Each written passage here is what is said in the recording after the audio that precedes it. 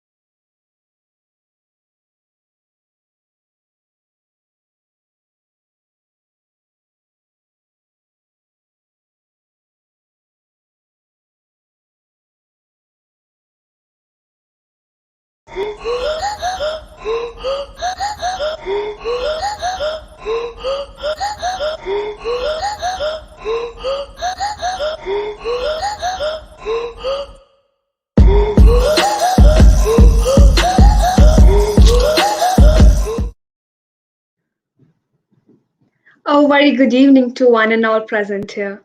I, Trita Bajaj, welcome you all on the behalf of UPES-CSI student chapter to this webinar on machine learning. It gives me immense pleasure to welcome our speaker for the day, Mr. Mohit Uniyal, who is going to talk about how you can sparkle up your career and get started with machine learning by providing you with a roadmap to become future ready. Our speaker, Mohit sir, is currently working as an instructor and product engineer at Coding Blocks. He has worked on various projects such as image captioning, facial expression recognition, and many more. Not only this, he has bagged prizes at various coding competitions. We are really glad that you could set aside some time from your busy schedule and be present here with us. Over to you, sir.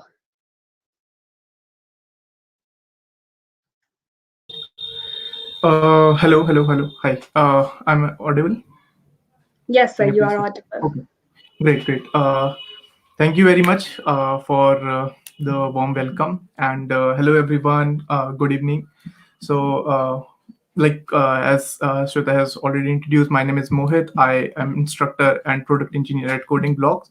So today's session will be on machine learning. So I'll be focusing on the practical aspect of the machine learning. So I'll be like implementing some algorithm, or like we will be doing some code alongside. So if you have the laptops like along with you, you can also write code.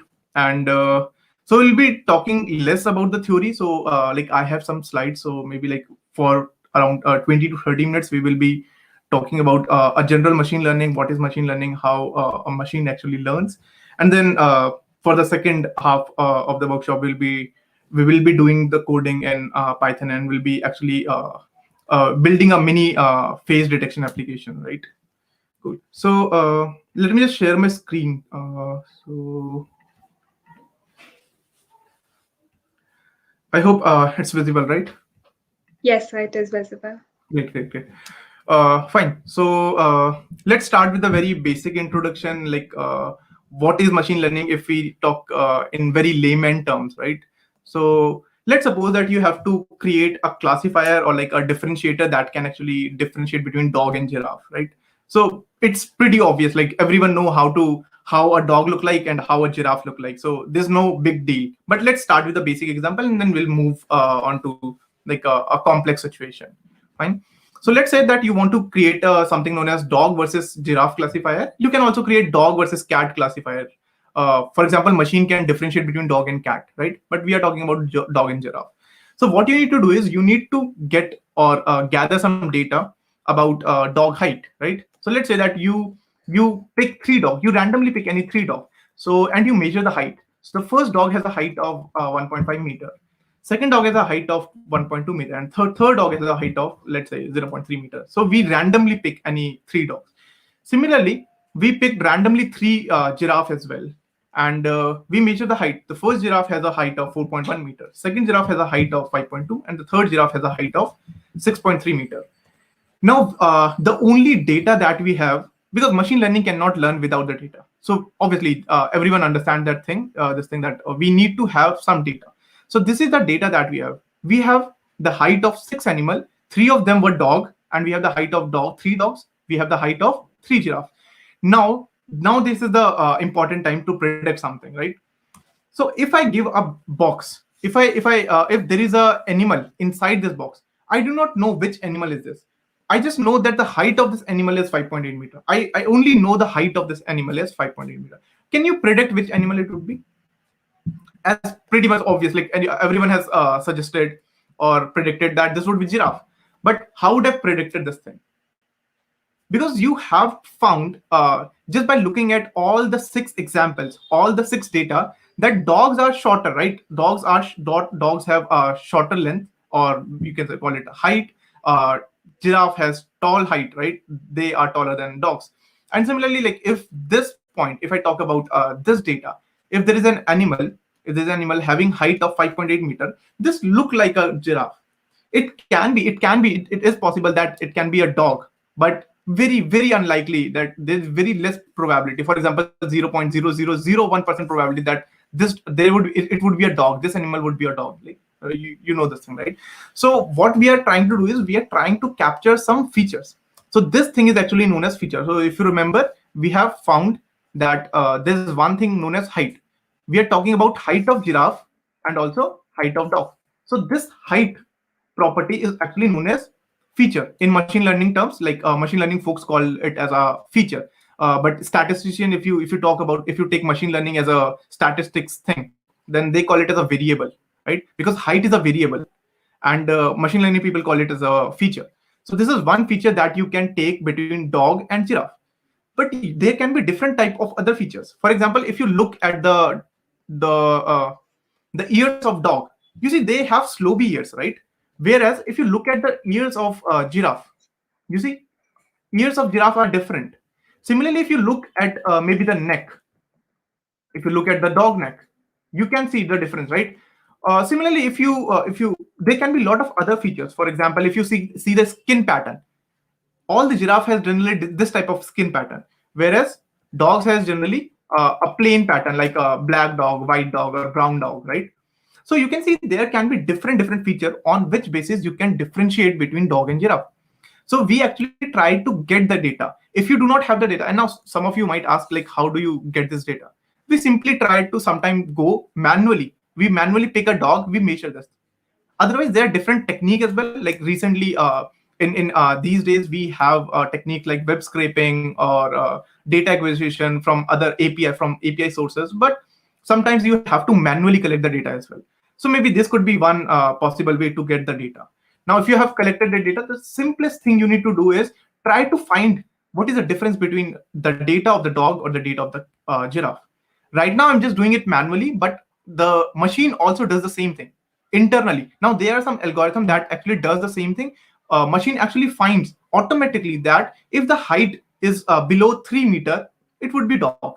If the height is above 3 meter, it would be giraffe. Something like that, right? Very basic differentiation. Cool. This was like very basic classifier or very basic machine learning model, right?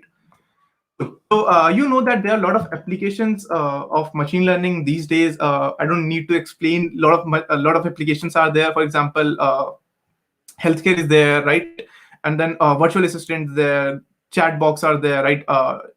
Automated chats are there. So before directly going to the areas where AI is transforming our life, or where AI is having a future scope as well, or a lot of research is going on that sector, let's understand what is the difference between AI, machine learning, and data science, or maybe like deep learning. So if I generally, like, you must have seen this graph or this kind of a figure. If not, this is generally how we represent AI, machine learning, and deep learning, right? These terms look similar, right? And I hope like everyone have heard about deep learning, machine learning, AI, what these terms generally means. If not, let's understand this in this session, right? So if I talk about artificial intelligence, for artificial intelligence, we need to understand what is intelligence. When do we say that humans, we know that humans are intelligent, right? Everyone accept this fact? Cool.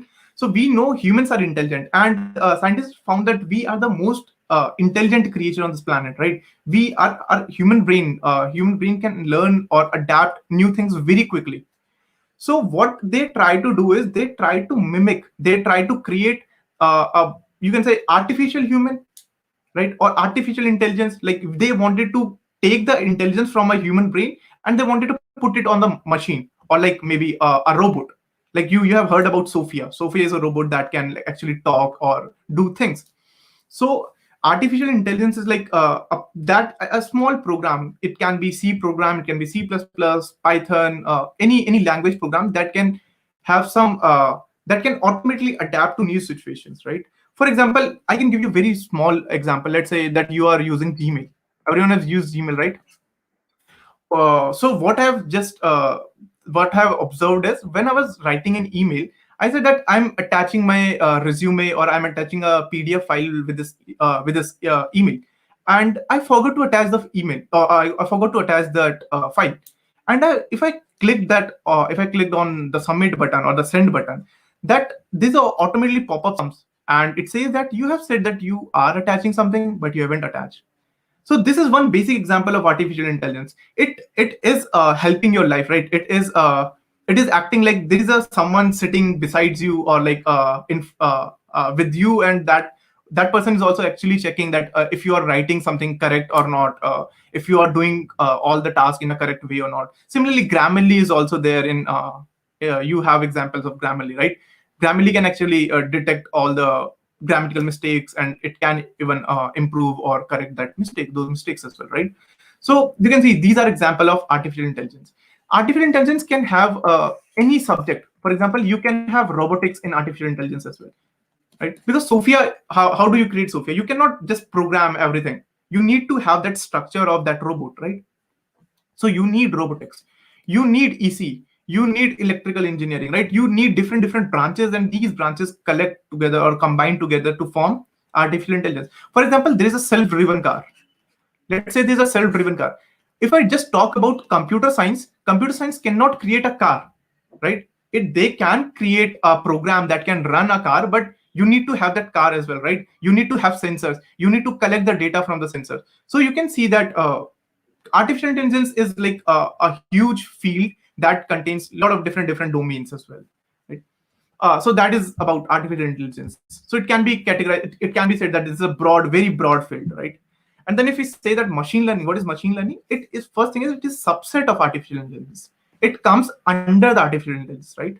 So machine learning, it needs data to learn something, right? If there is a machine can be computer, mobile, any machine can be there, right? IoT devices, Arduino, right? Machine can be a device, and this device actually learn from the past data and improves, right? If you train more, it will improve. If you train more, it will improve, right? So that is this is just simple machine learning. Machine is actually learning, right? So simple thing, right? If you have the data, for example, if you ask a 2-month old kid what is the difference between cat and dog, he won't be able to tell. But if you teach him for the next 2 years that this is how cat look like, this is how dog look like, then after 2 years that small kid will will easily be able to tell the difference between cat and dog. Similar, same way we have the machine. So machine, like if you just have the data, if you give the data, whole data, and you ask the prediction, the machine will not be able to give you the correct prediction. Why? Because the machine has not learned something. But if you train the machine for maybe like for an hour or 2 days or 3 days or maybe like 1 month, then machine can learn something from the data. So that is the idea of machine learning. So most of the times the model that we create in machine learning are statistical models. So not going into that details how statistics is used in machine learning, but definitely statistics is like very important core idea of machine learning. Now, if we talk about the deep learning, what is the deep learning? And again, you can see this is a subset of machine learning, right? So you know that in human brain we have neural networks, right? We have neurons. You must have studied this in your class 9th, 8th biology subjects. So we have something called neurons. And what are these neurons? They transfer the electric signal. For example, if you touch a hot vessel, electric signal automatically transfer to your brain, and then it got processed in your brain, and then it output the signal that you need to pull your hand off, otherwise you will get hurt, right? So how this communication happens in your brain or from your hand to your brain? This happens using something known as biological neural network. One neuron is connected with another neuron connected with the third neurons, and they form something known as neural network. And since this is biological, we have inherited, right, from our parents. So that's why it's known as biological neural network. And now computer scientists, all the scientists around the world, they actually admire this idea that humans actually learn from this biological neural network, and that's why they wanted to mimic this. The whole idea of the artificial intelligence is to create an artificial human, right? So they went to the deep learning. They said that we are only focusing on the brain because brain is the most important thing. And how does a brain learn using the biological neural network? So what they try to create is they try to create artificial neural network. It's simple, right? They just substituted this biological with artificial, and that's how it become artificial neural network. So whatever data or whatever the model that deals with the neural network comes under deep learning. So deep learning is like very these days a lot of research going in a deep learning, and it's slightly new to the artificial intelligence. So we know that artificial intelligence is since 1950s or 1960s, but deep learning is not is not that old. Maybe you can say that deep learning is growing since the last 2 decades, maybe like early 2000s, not before that. It was before that, but there were very less people, those who used to do the deep learning, right? Okay, so you must have heard about this term called data science as well, which is like sexiest job in 21st century, right? Harvard Business School said that. So what is this data science? If I plot this data science graph in this, if I try to plot this graph, data science, it will look something like this. Now this is data science. What is data science? It is a mixture of some artificial intelligence, some machine learning, some deep learning, but there are some additional things as well. Additional things like there's something called SQL, this thing called data analysis. Now data analysis is like to analyze the data. What is analyzing means? Analyzing means if I give you like a Excel sheet. In the Excel sheet you have 100,000 rows, and you have 100 columns, you will not just scroll up and down. You do not understand that Excel sheet. But there are some tools like SQL. Using SQL, you can understand your data. You can find the mean of a column in just one line of statement, right? You can do the data analysis, you can do data manipulation, a lot of different things in data science, right? Data science actually means you have the data and you perform some science operation. Now, what is science? I hope everyone knows science is like performing some experiment, doing some task, making some inferences. That thing is known as science, right? Cool. And again, if you do not have the data, you need to get the data first, because without data you cannot do data science, obviously. So for data science, if you want to collect the data, either go manually, go out for a survey, go home to home and collect the data. There are different ways as well. There are automated ways. Automated ways means web scraping. You can scrape the data, you can copy paste the data from the internet. There are some APIs that can you can fetch the data from the APIs, right? So all these things come under the data science part. So this is the small difference. If someone says that they are doing the deep learning, they want to be a deep learning researcher, deep learning researchers, they are talking about the small subset, very small subset. They are very focused, right? Or maybe like they are very focused into a small region. If someone says that they are doing data science, in data science you can have multiple lot of tasks. Cool. Fine. Now, if you know that there are a lot of areas where AI is changing our lives. One is called the healthcare. I don't need to give the explanation about this. This thing called drug design. One thing I can actually focus on. This thing is called drug design. There's a huge topic. There's a research topic about drug design. So because of this COVID situation, a lot of AI research lab, like artificial research lab, what they try to do, they do not know about the doctor. They haven't done this MBBS or MD degree. But what they try to do is they try to create a new drug that can cure the COVID. And there were like $100,000 or like $1 million prizes given for these research labs. And around the whole, like for the whole, like, around the whole world or the whole globe, people, a lot of research are there, research labs are there, and people, they like daily they try to create something new from in the healthcare. Again, like if a doctor take 5 minutes to analyze the X-ray report, this machine learning or the machine learning model can actually analyze the same thing, the same X-ray report, maybe in just 30 seconds. And again, it saves your time, it saves the doctor's time, right? So different things are there, right, in healthcare. And a lot of apps are there, like if you say hey Google, wake me up in next 2 hours, your hey Google, uh, yep, so phone automatically pops up, right, and it obeys your command, right? And YouTube recommendation, everyone knows about that. There's some example, like fun examples. You can create so there's thing called deep face. If you've heard about deep face, so what this deep face actually, this was a research paper published in the deep learning community. So what they try to do, if you say something like hey, my name is Obama, and not like that, something like, let's take we are learning machine learning in in a session. So you can just take the same words and you can like change your face to Obama face or like some other face, right? So that was the idea about deep face. And here you have seen the AI camera. So you see there are a lot of example school applications, right? So this was again important application of machine learning. So I went to the DLF Mall at Noida. So there was a very cool application they have used about from machine learning. What they did is, like, when we were entering into the mall, so they had this small camera. I don't know where this camera was located. I couldn't find the camera, but there was a small camera. So they were capturing our photo first, capturing not the photo but the whole video. And from that video they were taking only the faces. So let's say they have taken the faces, right? And from that face automatically they were detecting the temperature. So over there, like we had something like 98.6 or like 98.4. So they were showing the temperature as well. So just by looking at your face, they were able to detect the temperature. So they don't have to like manually check each one of us to maybe like they could save simply time, right? And then we had this green box. So I was expecting that if there's someone like who has a high temperature, something like 102, this rectangle would be green. As you can see right now, these rectangles are green, right? But at that case, in that case, this rectangle would be red. Yeah, that rectangle would be red. red color. So this is one application. You can see that in a lot of places we use machine learning. For example, if you drive car very fast, for example 100 or 120 speed, automatically you get a challan in your home, at your home, right? How this happen? And even with proof, with the photo, or maybe like if you do not wear the seat belt, you again get the photo at your home, right, or on your email, right? So how does this happen? This happens using the machine learning, right?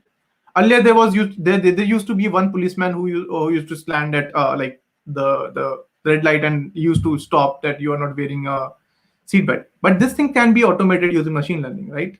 So you'll see that there are a lot of applications, a lot of smart cities are done, or smart cities are built. They create projects in smart cities using the machine learning and the AI only, right?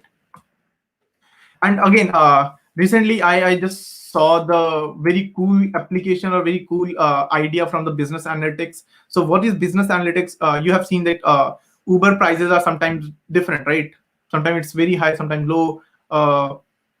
Okay, so I have heard about one news that HDFC Bank is setting up their data science center in India as well. Now, why they need a data science, machine learning, AI? Why they need, like, as a bank? Why do they need a data science? Because like I can think of one application why they need data science, because since they have the data, they need to perform some science operation on that data. Now, they cannot let this data go away, or like simply just ignore this data, right? So let's say that there's a salesperson, and this salesperson calls to 100 people in a day. 100 people, right, in one day, for credit card. He wants to sell the credit card. Now, out of 100 people, you know that no one takes credit card except 2 or 3 people who get fooled by them, or maybe who need the who are the potential buyer, or like, but probability is very low. It's the success rate is like sometimes less than 2%, 3%, 5%, right? What this data science team will do in that HDFC Bank, they will find the top 10 potential buyer of the credit card, and the salesperson will call these top 10%, these top 10. And if again 2 or 3 people take the credit card or buy the credit card, then definitely you can see that you have improved like 20%, or like the 10% result, right? You can easily see this, right? Earlier you used to call 10 times, in fact 10%, 10 times, right? Earlier you used to call 100 people, now you just need to call 10 people, right? Simple. Cool. So you see there are a lot of different applications. So some applications we have just discussed, and you see a lot of applications are there. You can create any project, and that can have some impact on the society as well, right? Cool. So but we talk about that machine is actually learning. All these applications happens using machine learning. This Snapchat filter happens using machine learning. Google Home, or other things like you have smart lights in your home. Like, you just say turn off the balcony lights, and or the light automatically turn off, right? Similarly, you just say that remind me in next 2 hours about a session. It puts the reminder automatically, right? So everything happens using machine learning. But let's see how this happens under the hood, right? In the very basic part, what actually happens? How do this machine actually learns, right? Again, let's take very basic example, because if we understand the basics, we can easily understand the complex problems, right? So let's take very basic example. Let's say that you have the data, because for the machine learning, without data you cannot do anything. So you have the data about the math quiz. You have the data about the math quiz. So there was a teacher uh, who collected the data about the 8 student. So what all information that teacher collected. So the first information was how many assignment that student has submitted in the entire semester. Let's say that student has submitted 2 assignments. Good. Second thing is, how many hours did he study a night before the exam? For example, tomorrow is my exam, and how many hours I am studying last day? Let's say this student has studied for 4 hours. And the last one is how many bunk lectures he had in the entire semester. And based on these 3 information, the teacher is trying to predict the marks, or let's say that CGPA. Now someone can say that how these marks can be 11 or CGPA can be 11, but this is just a dummy data set. So maybe we are not focusing about, let's just simply say like 10 or 11 or you can see and write. So what we need to, so this is data about one student, this is data about second student. So second student says that he has submitted 5 assignment, he has studied for 2 hours, and he bunked 8 lectures, and he got 2 CGPA. Cool. So these things are known as input. These things are known as input. The LHS of the equation, they are known as inputs, right? Because you need to input the data, and that's when you get the prediction, right? If you remember from the giraffe and the dog, you need to input the data which is the height of a animal, and that's when you can actually predict whether the animal is a cat, is a dog, or a giraffe. Similarly, you need to input these 3 values. What are the 3 values? How many assignments you have submitted, how many hours you have studied the day yesterday, right? And how many bunk lectures you had in the entire semester. And based on these 3 information, I can predict your marks. So this is the task. So these are known as your input, because you have to input these things, and this is known as your output. And everyone know that we generally represent input as x and output as y, right? So you have seen something like this, y is equal to f of x. So what is this x? This is your input. And what is this y? This is your output. Cool. Clear? Now we are talking about how machine learns things, right? How machine actually learns things under the very hood, right? And a very core. If I talk about very basic operation, how machine actually learns. So machine, what it does is machine learns some functions. Some functions I do not know what function, but it learns some functions that can map input x with the output y. So it try to learn the mapping. It try to learn the function that can map input with the output. So something, can you find the relation between input and output?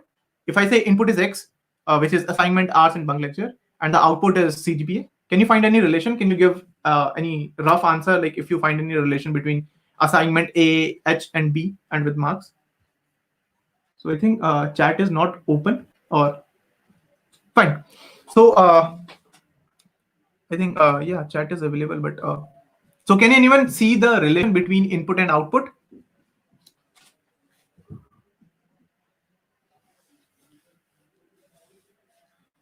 Okay, so if we see that if we take the assignment, it is acha, so cool.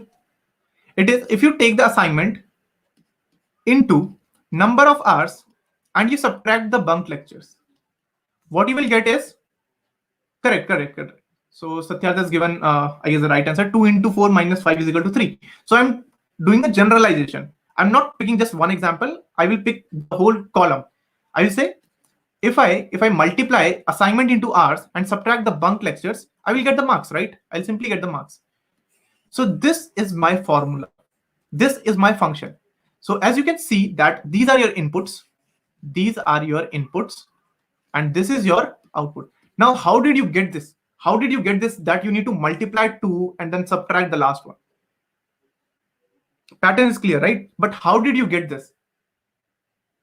We just normally did hit and try, intuition, right? Something like I look at all the 8 example and I thought I try to multiply 5 into 3 minus 4 is 11, and 2 into 4 minus 5 is 3, right? But what if this data is 1 million? 1 million, you have 1 million examples. You cannot find function that maps only one data. If you look at this function, this will map all the data, right? First data, second data, third data, fourth data, all the 8 data. Similarly, but if you have multiple columns, right now you just have 3 columns. But if you have 100 column, how would you find this? You cannot find it by looking at the data, right? So that's where machine learning algorithm comes. So what, there are a lot of machine learning algorithms. I just name a few of them. One is called linear regression. One is called linear regression. One is called logistic regression. One is called SVM, support vector machine. There, one is called naive Bayes. So I hope Bayes theorem everyone know. Bayes theorem that we have studied in probability class 11, 12. So from that Bayes theorem, some people created naive Bayes theorem, right? So these are the machine learning algorithm that helps to find this function. Now, what will happen if you find this function? Why this function is important? Why this function is very, very important? Why we are talking about this function? So if we have this function, let's say if I have this function that marks will be equal to assignment into number of hours studies minus bunk lecture. If I have this function and there is a new student, let's say there's a new student, ninth, and he has studied for he has submitted 3 assignment, He has submitted for 4 hours. He has studied for 4 hours, and he bunked 5 lectures. I don't know how many marks he will get because this data is not in my training set. You can see in my training data, I only had 8 examples. But I want to do the prediction for this example. I want to do the prediction for this student. How would I do? Since I have this formula, I will just input these value. Since these are known as input, right? Everyone knows these are known as input or X. So I'll input this data into this function. So I'll say my assignment is 3, number of hours is 4, and bunk lecture is 5. So it will be 12 minus 5, that will be 7. So you will get 7 CGPA. Cool. So that is where this function comes into picture, right? If you have the function, you can solve or you can predict for anything, right? You can predict for anything. If you remember the very basic example that we picked, what is the difference between dog and giraffe? Dog and giraffe, we can easily see that dogs have smaller height, giraffe has larger height. But how would I tell this to my machine?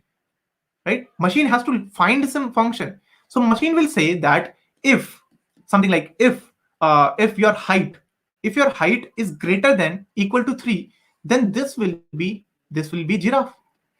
Otherwise, else dog. Simple, right? You can see the function. It need not to be just a normal linear function. It need not to be always multiply, minus, subtraction, addition, divide. It need not to be this function. It can be different type of function. It can be normal if-else condition. This is known as decision tree. This is known as decision tree. This is another algorithm in machine learning. But right now we are not talking about machine learning algorithm. We are talking about how machine learns. So these are like very complicated algorithms that might take maybe 1 or 2 days to understand.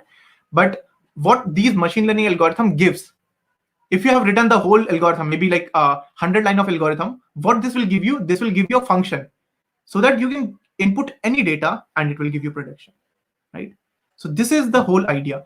Now, if I just summarize everything, if I summarize what happens in a machine learning project, if you want to create a machine learning project, any machine learning project, what happens? What is the pipeline? It will look something. It will look something like this. So if just a second. Good. So if you want to make any machine learning project, you need to have the training data first, because without training data you cannot create machine learning. This is very important. Training data means the data on which you train your machine or on which you train your simple ML model. After you have the training data, you do something. I don't know what we do, but we do something. We write a machine learning algorithm. They are very complicated algorithms. I have just given a name for a few of them, but I write some algorithm. I do not know about this. I'll write some algorithm. Once I write this algorithm, what I will get? I will not get the prediction. I will get a function which is generally known as hypothesis function. So always remember that machine learning actually map the input with the output. So that mapping is known as function. Everyone know from the class 12 that mapping is also known as function, right? Function is just simple mapping. If you have this function, you can give any new data, any data. It need not to be from the training data. It can be very different data. If you give the new data, what you will get is the prediction. Simple. So this is how we get the prediction, right? So this is the idea of machine learning. All the machine learning projects follow this pipeline. Maybe it facial expression recognition, face detection algorithms, or finding difference between cat and dog, even doing the self-driven car, right? Even self-driven car project follows this pipeline, that they need to have their training data first. They will write the complicated algorithm called CNN and then reinforcement learning, and they will get the hypothesis function. Now, if a new image comes, for example, there's a video that comes to the hypothesis function, and this video actually shows that there's a red light. What will be the prediction in that case? Self-driven car, what will that car will do? That car will press the brakes. Obviously, it cannot press the accelerator, right? Need to be press the brake. So if you give new data, it will give you the prediction. So this is the pipeline of all the machine learning projects. Cool. So everywhere machine learning, right? You have Amazon recommendation, then disease diagnosis, fraud detection, search engines, Google uses, Bing, Yahoo. Everyone use machine learning. So need not to be talk about that once again. And there are two popular subfields of machine learning. Like if you want to create a or build a project, one project can be like in computer vision, and second one can be in natural language processing. Although there are other fields as well, but generally computer vision and natural language processing is very very popular. So what is computer vision? Let's understand what is vision. Vision means the ability to see. If I can see that in front of me, I have a laptop, tablet, desktop, mic, phone, other things, light. It means I have a vision. I can see, right? Similarly, if computer can see that this is a person, this is a human, it can put a box, right? How it can put a box? Because it can see, it can sense that this is a human. It means computer has a vision. If you give an image to computer and ask computer, tell me whether this image is a cat image or a dog image, and computer says this is a dog, and correct, it means computer can understand the images. It means computer has a vision. Simple, right? So the smart cameras or the video surveillance cameras for the crime, or maybe like for the seat belt. If you do not use seat belt, again there are video surveillance cameras, right? So everything, these things happens for the computer under the computer vision part. Now, what is natural language processing? Again, before like understanding NLP, isko short may we call it as NLP, natural language processing. To understand this, let's understand what is natural language. Natural language is something like in which human communicates. English, Hindi, regional language, whatever language you speak, right? These languages are languages for the humans, right? But computer cannot understand English. It cannot understand Hindi. If I say computer that maybe switch off, computer will not switch off automatically. But the idea or the field in which we try to communicate with the machine in English, that is known as natural language processing. And again, since 2000, early 2000s, these fields are growing a lot because of the deep learning, visual machine learning, AI. These fields are growing, right?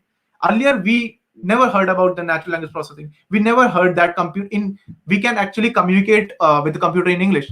If you say, hey Google, open WhatsApp, it automatically does this thing, right? Because it can now understand English. But earlier there was phone that cannot understand English, right? You need to write everything in a binary or maybe like the machine code.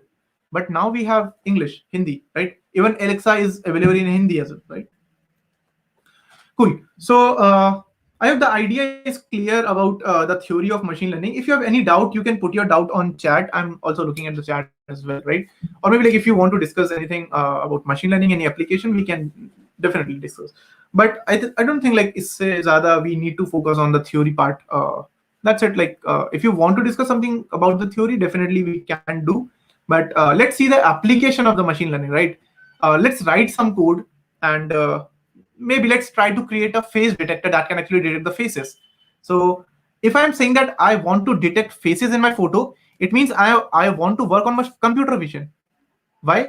Because machine or the computer can actually see in the whole photo. In the whole photo, let's say that this is a face, this is a face, this is a face. How many faces are there? Computer can understand, right? It means computer has a vision. Okay, cool. So any doubts so far? Any doubt? You can just post yes, no, if you are there, and I hope you would be there, definitely.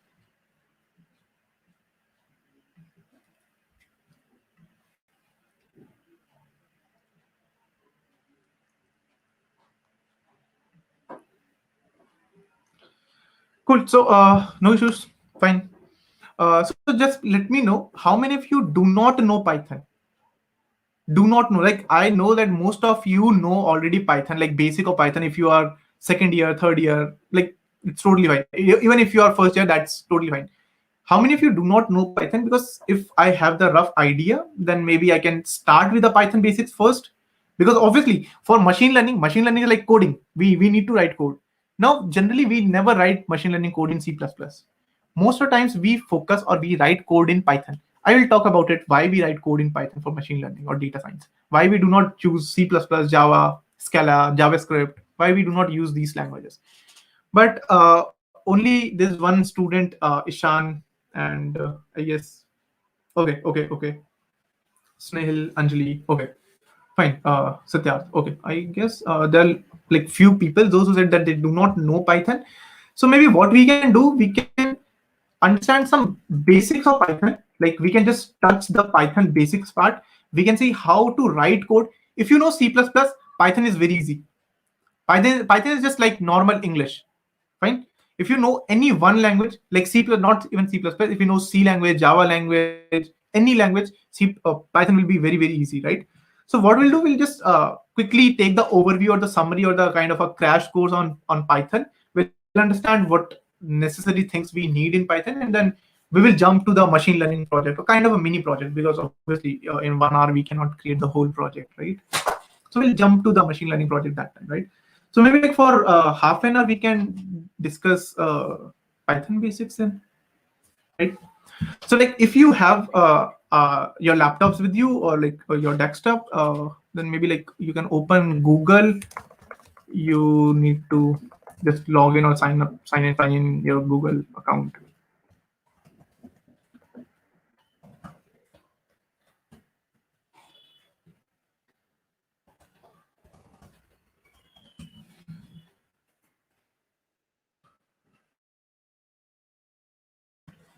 Now you do not need to have the Python installed on your laptop. It's not required right now. Like for this 1 hour session, if we install the Python, it will take 15-20 minutes, and we don't want to waste our time right now. So what we'll do is we will search for Google Collab. So what you need to search is Google Collab. So this is what you need to write, fine, on the Google. So this is the first link that appears. It says that collab.research.google.com. You need to click on this link. So let's click on this link. And Python is easy. Yes. Python is very easy. Fine. It takes you to some type of this UI. And what you need to do is right now, because see, it's recent, and I have created a lot of files. That's why it shows this thing. But if you are opening it for the first time, and it will be synced from your Google account, so you need to have the Google account first, right? So open your Google, like just sign in your Google into your Google account, search for Google Collab, and create a new notebook. You need to click over here, click on new notebook. So I guess this is the most easiest way to write Python code. So you don't need to you don't need to install any Python. You don't need to install Python. You don't need to install any library. You don't need to install VS Code, Sublime Text. You don't need to install anything. Whatever we are going to do is we are working on the Google server. So Google has given you a virtual machine, right? So in that virtual machine, you have RAM, you have hard disk, you have Python, you have Linux installed, you have everything. So you are working on that system, on that virtual machine that Google actually allocates to you. So if you click on that new notebook, it will look something like this. You just need to click over this connect button. Click on this connect button. So let's click. So it says that it is allocating. So it is allocating some resources, like it will allocate a RAM, or it will allocate some hard disk. Can you tell about sklearn library? So sklearn is again a similar library for machine learning. So we have a lot of libraries for machine learning, because we generally do not use or write code everything from the scratch. We will talk about it. We'll talk about it maybe like in half an hour. Once we finish the Python basics code, we'll understand why we need libraries, right? So sklearn is one of the libraries. Just maybe like you can wait for 20 to 25 minutes and half an hour. Cool. I hope you're getting things right. It's not going over the head. Maybe like you can just simply respond, no doubt, cool. And and if I feel like if I'm going very so slow, or if you want to skip the Python basics part, that you can also again tell. It's not that hard and fast. We need to take 30-minute session on Python basics only. Fine. So you can just give any name to this notebook. So let's say that I want to say UPES ML workshop, something like this. And by the way, whatever the code I will write, if you have the laptop, you can write code. If you do not have, you can understand the code. I'll share the code link, the whole notebook with you, and you can execute it at your home, like once the session is over. So you will have the code with you, right? Fine. You will have the code. So maybe like if you want to write code, if you think that you can do along with me, definitely you can do. Cool. So now you can see that I have allocated the RAM. So I have clicked on the allocated button. It says that RAM is 12 GB RAM and the hard disk is a 108 GB hard disk, right? So you have the system. So on this system, what Google has done, they have installed the libraries for you. They have installed Python for you. They have installed everything that you need for a data science or machine learning or deep learning or AI based project. So they have installed everything. You just simply need to install. You just simply need to write code. That's it. So if we start writing the Python code, so in we just say how do we see out like print? How do we print in Python? We say print hello world, hello world. Now in Python, in particular this Google Colab, we do not write, we do not need to write 100 line of code or 50 line of code and then execute at one go. If you remember what we do in C++, we write 100 line of code, correct? Or maybe 50 line of code. And then we compile and execute. But in Python, this is not the case. You can execute line by line. If you have written this line and you want to say that I want to execute this, why to write 100 line of code? I have written one line, let's execute. So simply click on this button and you say it prints the hello world. If you want to write hello students, again let's click on this, it will say hello student. And by the way, like if you can write 100 line of code in this cell as well, this is known as cell, this is known as code cell, because you can write code over here, right? You see, you can write anything, you can write code over here. So what I'll do is I'll just simply put a comment. So comment start with hash, clear. So if I do shift plus enter, there is another way to run a cell. If I do shift plus enter, just hold the shift, press shift, and then press enter as well. Hold shift, press enter. You see, it has been executed again. And it says that hello student this time. You see how easy it is to print something in Python or Google Colab, right? So easy. Now, how do we create variable? Variable is created simple with I is equal to 10. Let's say you want to create I is equal to 0. You do not need to put int I is equal to 10 or 20 and then semicolon. First thing is you don't need to put semicolon. Semicolon is skipped. Fine. You don't need to put the data type. Again, data type is skipped. Simple, like a normal English. A variable is I having 20. Now, if I execute it, how to execute? Shift plus enter. Hold shift plus enter. Plus as in don't press the plus button.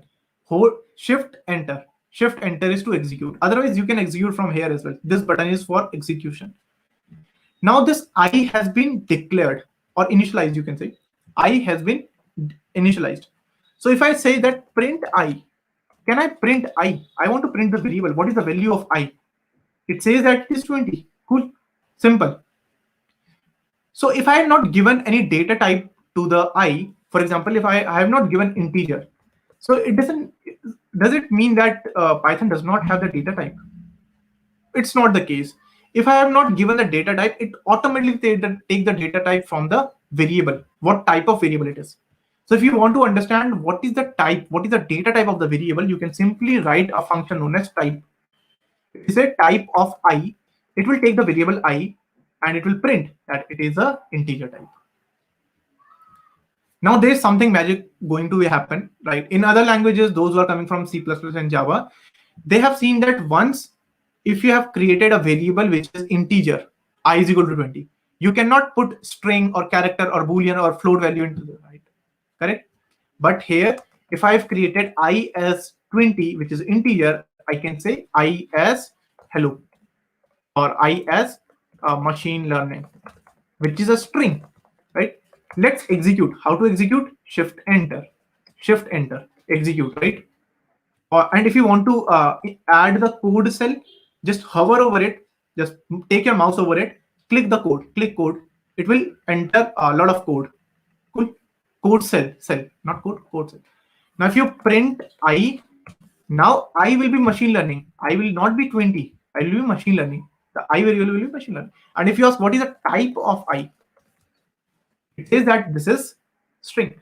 So you can see that you can actually change the data type in Python. Cool. You can do this. Let's see how if else work. So conditional statement, everyone know this, right?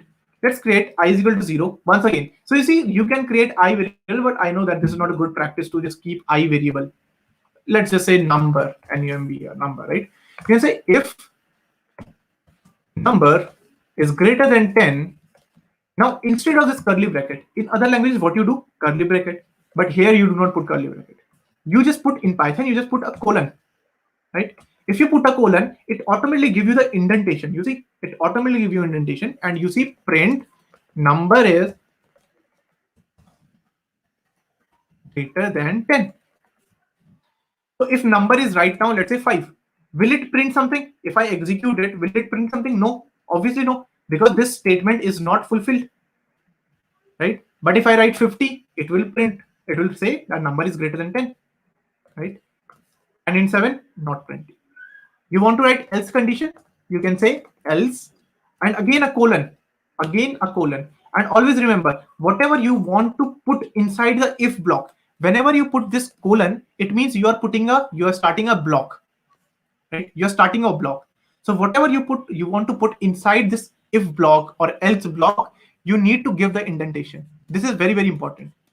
So if you want to write something like this as well, so I am inside else. Oh, sorry, I am inside if statement. If that's it.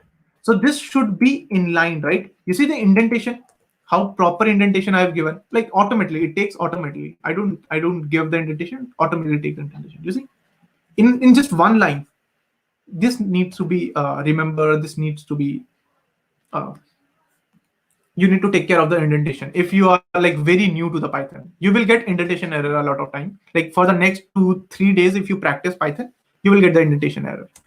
Let's say in the else condition, in the else part, not the condition, else part, let's write number is something like number is smaller than 10 or 20, 10, 10, 10. Let's say what it prints. Obviously, this will print number is smaller than 10 because number is right now 7. If I say number is 17 or like 14, it will say number is greater than 10 and I am inside if. You see, I am inside if automatically, right? If I write print, I am inside else, and let's keep just number as 5. Let's see what it prints. I am inside else. But always remember, if you are putting something on the else block, that need to be in just one line, like the correct indentation. If I give one more indentation, like I think that it's totally fine to give indentation. If I just think this way, if I'm coming from C++ or Java, where we do not actually care about the indentation, we just give any indentation level, right? If I do something like this and I execute this code, it says that there is a indentation error. Python does not accept this code. Python says that you need to write a proper formatted code with the correct indentation. You cannot do this. So I'll just take it one step backward. I'll say that this is inside if, sorry, this is inside else, and then now I can execute. Cool. So yeah. So let's see how a normal. So I'm just talking about the basic operations in any language, right? These are the basic operations. So if you want to take a loop, if you want to run a loop, so how do we run loop? So we can simply say that I is equal to 0 while I must be less than 10, print I, and then I plus equal to 1. Simple, very easy, right? The spelling mistake, so it should be print, not PRITN. So the spelling mistake. Let's print the number, right? 0 to 9. Similarly, this thing called the for loop. So you can say for I in, again, if you want to see the code, simple, right? Nothing very fancy. You have already seen how while loop work in C++ Java, maybe. So how for loop works in Python, slightly different. It says that for I in range, and let's say I want to generate number from 0 to 10. So it says print I, or this I need not to be the same variable. You can write clearly. This is any variable name, clearly, simple. It will print 0 to 9. It will not print the 10. If you want to print 10, you need to write 11 over here. Something like that. And now this time it will print 10. Because it will not include the last number. Whatever you give, it will not include. It will exclude this number. And if you want to generate numbers between some range, like 5 to 11 or 5 to 10, you can write 5, 11. Now you can see that it generates a number, or it gives the number between 5, 6, 7, 8, 9, 10. Why not 11? Because as I've said that the second number, the last number, it excludes. Right? it takes the number just before the last number. So 10, that's why it's print till 10, right? Okay, so being said this, maybe I think the basic operations are clear. See, you can clearly understand that this is very easy, right? Although the syntax is slightly different. You have studied the C++ syntax, and now syntax is different. But I hope the idea of language is clear, right? If I'm saying the while loop, if I write this loop, if I write this code, I hope everyone understand what it's doing, right? If I write this, I hope everyone understand once again, right? So there's nothing fancy in Python, because we are not talking about very deep core Python language. We're just talking about the normal Python stuff, right? Let's spend like 15 minutes on talking about the data structures, right? Slightly heavy topic, data structures. So not talking about those data structures like tree or binary tree, BST, or like graph, DP. Not talking about those things, but inbuilt data structures that are there in Python. So there are some inbuilt data structures. Oh, by the way, like if you want to write something like for your own understanding, for your own text cell, you can hover over this. You see, hover over this, take mouse over it, and click on this text. So it says that add a text cell. So I can click a text cell. Now in this text cell, you can write anything. It need not to be a Python code. Write any gibberish language. You can write anything. So double click once again. I say that I'll create a heading. So heading is created using this PT. So it says that I'm creating a heading, and the heading name I will give data structures. Data structures in Python. And then maybe the first data structure that I will be talking about is called list, and the second one is called tuple, and then we have set, we have dictionary, we have multiple data structures in Python, right? These are inbuilt data structures. We are talking about inbuilt, not the linked list, stack, queues, different type of these things, right? So let's understand what is list. List is similar to what you have seen in C++ array. You called array, right? Array, what is array? Array is a collection of multiple elements. But that array, the array need to store the same type of element. Because if you are creating an array of integer, you can only store integer, right? If you're creating array of character, you can only store character. You cannot store float number or the boolean. But what is this? List is exactly like an array. List is exactly like an array, but the only difference is you can store multiple heterogeneous element. If you want to store a number or like a integer or float, boolean, string, character, everything you can store at one place. That is known as list. This is a very slight difference. So how do we create list? Let's understand this thing. List is I'm creating a variable called li. This is not one I. A lot of people make mistake. This is not one I. This is li. Because with one, you cannot create a variable. Variable name cannot start with one, right? So this should be li only. So list is created with this square bracket. You need to understand. Whenever you see square bracket, it is a list, right? Square bracket means list, or you can say array. Array in C++, but here we have list. So what is this list? How to create list? I can just simply put some numbers like this. Cool, look fine. I can execute it. Simply execute. If you print li, you can print li. No issues. If you want to check what is the data type of li, what is the data type? You can ask what is the type of this variable called li, because li is a variable. Li is a variable. Obviously, li is a list, but before list, it is a variable. It is a variable that is stored in Python memory, right? So all the variables has some data type.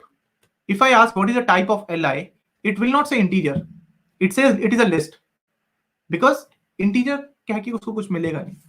It says it is a list, and inside the list you can have multiple heterogeneous elements. Right now we just have the integer values inside the list, but you can have heterogeneous elements. That's perfectly fine, right? We will see how to create a heterogeneous list, but let's simply understand with the normal numbers or normal integers. But you can have the float, boolean, strings, everything. If you want to access the first element, how would you write? Access first element in the list or in the array. I hope everyone know this thing. You say print or the cout array of 0, right? Cout array of 0. So print li of 0. This will print 8, hopefully, printing it. If you want to print the last element, oh, by the way, like if you want to print the second element, you can write li of, oh, it should be just 1, not 12. It was by mistake. Cool, right? So everyone know that indexing, this process is actually known as indexing. You are giving some index to each element. So indexing start with 0, 0, 1, 2, 3, 4. If I ask what is the length of li, it says how many elements are there. It says 5. Simple, right? Because there are 5 elements. Cool. That's fine. If I just print li, this is okay. Print li, just print li, normal li. Okay, so one thing is, if you want to access the last element, how would you print last element? So you say print li of length of li. So this length of li will give you 5, and you will do -1. -1, why -1? Because 5 minus 1 is 4, and the last element has an index called 4, because indexing start with 0. So this is 0, 1, 2, 3, 4. So if you want to access 9, you will write 4. So you can write something like this: print li length of -1. It's print 5. It print 5, right? 9. It print 9. 9. Fifth element, which is 9. But there's a shorter way. There's a shortcut. You don't need to write this length of li. You can skip this part, and still it will give the same result. And this is known as negative indexing. What is this negative indexing? What is this -1? This -1 is representing that you want to take the last element. You want to access the last element. This. What if you want to access the second last? You can write -2. If you want to access the third last, you can write -3, and the fourth last, and the fifth last. So there are two ways of indexing. In C++, we do not have this way. In C++, we have only 0, 1, 2, 3, 4. But in Python, this called forward indexing, this called backward indexing, or the reverse indexing, or the negative indexing. Because the last element can be treated as -1. It can be indexed with the -1. So the second last element can be treated with, or the access with, -2. Print li of -2, -2. It will say 1. Cool. So this is known as reverse indexing or the negative indexing. This is very important concept in Python. So something new, right, from C++ or Java. Cool. Then see, there are a lot of functions that are available with list. For example, if you write li dot and just hold, you don't need to do anything. It will auto suggest. It will give you all the functions. It says there's a function called append. There's a function called clear, copy, count, extend. There are a lot of functions, right? If I use this function append, and I'll say 99 or like 100, let's say 100, and execute this. Execute, and let's print li. What it will give? What it will do? What this append function do? It will take the value, whatever you give, and will append at the end of the list. Simple, right? This is something like push in stack, right? If you have a stack, isko vertical khada kar do. It will become stack. Then you can do the append. Append is something like push. If you want to the pop, do we have pop function? Let's just simply check. Do we have pop function? Let's write, yeah, we have. So if I do li.pop, let's see what we get. So it is returning something. It is returning that 100. But let's see, it has changed the list or not. Let's see if it has changed the list. Oh, yes. You can see the last element has been deleted. The last element has been popped out. Right? Cool, simple. And there are a lot of other functions. Definitely, we do not need all these functions right now. But if I say that, what is this li dot, where is this?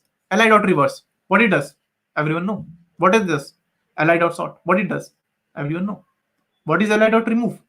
Everyone know. It removes the elements. Index. It finds the index of whatever element you give. What is count? Copy, clear. Lot of functions are there, right? So it makes your life easy. Google Collab. And then we say that list can contain heterogeneous element. You remember? Right now we are just working with the homogeneous. We are just putting only integer. We said that list can contain heterogeneous. So let's see if it's possible or not. I'm creating another list known as li2. And this time I will put the values like 4, 8, 2.5, which is a float value called true. T should be capital. This is a Boolean value, true, not small t. This is not correct. Right? T should be capital. And then let's say that hello. And let's put another list, which is 1, 2, 3. You see, this element is actually a list in itself.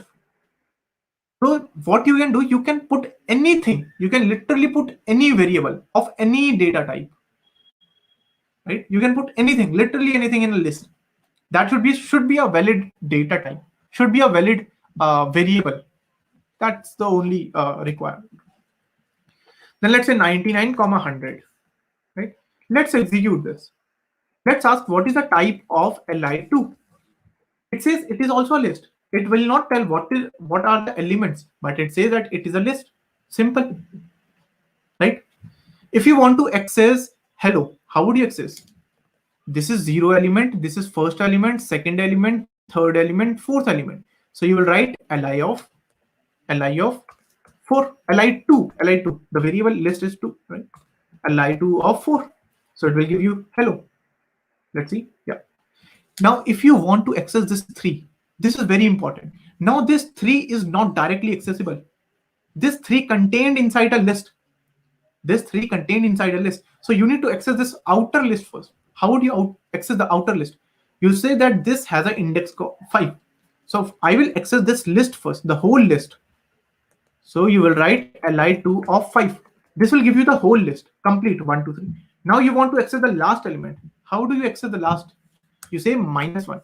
So you see, यहाँ पे हम 2D matrix या 2D array use कर रहे हैं. We are trying to access the 2D element, right? Generally, you have used this in your C++ program or C program if you have in first or second semester, right? We are trying to use it in a 2D format. So you can see list can contain anything, literally anything. Cool. I think this is all about list. Then we have thing called tuple. We will not spend a lot of time in tuple, set, and dictionary because they are very, very small thing. I mean, dictionary is huge. Dictionary is very huge. Dictionary is very, very popular in data science, in machine learning, in Python. But for our purpose, for today's session, we do not need a lot of information, a lot of knowledge about dictionary. We just wanted to learn something about list, and that's it. Or maybe like some basics of tuple only. So let's understand what is tuple. Let's see how tuple is created first. So I can create a variable called tup. You remember how list is created? List is created with square bracket, like 4, 7, 2, 1. But if you want to create a tuple is created with parentheses. You see, the parentheses. Otherwise, there is no difference. And let's see what more difference we have. If I ask what is the type of tup, it says that it is a tuple because we expected. Instead of list, we have created a tuple here with the parentheses. I can maybe put a comment over here. Parentheses means this will be a tuple. Square bracket means this will be a list. Right now we are using a tuple. Let's print tup. And what was our list? Li. Let's also print li. If I want to change this variable, change this value from 8 to 80. If I want to change this from 8 to 80, what I can do, I can write li of 0. This will give me 8, right? This will give me 8. This will return something. But if I want to put something over there, I can write li0 is equal to 80. If you check what is li, now li has been replaced. Li of 0 has been replaced with 80 now. You see what is happening in list? You can do some modification. You can change values in the list elements. But let's try to change the value of the tuple from 4 to 40. Let's try to change this tuple value from 4 to 40. How do you access the first value of tuple? You can write tup of 0. Execute. It gives me 0. It gives me 4, right? I'm happy. But let's try to change this into 40. And let's see what happens. So it says that type error, tuple object does not support item assignment. Why it says that? Because the only fundamental difference between tuple and list is tuples are immutable. क्या है tuple? Immutable. What is immutable? So the word immutable comes from the word called mutable, and mutable itself comes from the thing called mutate, and mutate means to change. It means to change. Mutate means to change. Now if it is mutate means to change, what is immutable? Not changeable, right? So what? Not changeable. So what are tuples? Tuples are immutable. You cannot change the values inside the tuple. Once the tuple has been created, it will remain as it is. In list, you can append element, delete element, modify element. You can do whatever you want.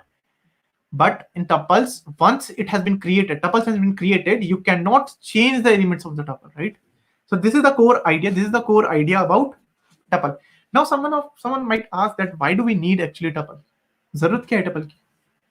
Tuples can be used. Let's say that you want to store your salaries into some variable. Now you do not want that anyone comes and change that salary variable. You do not want.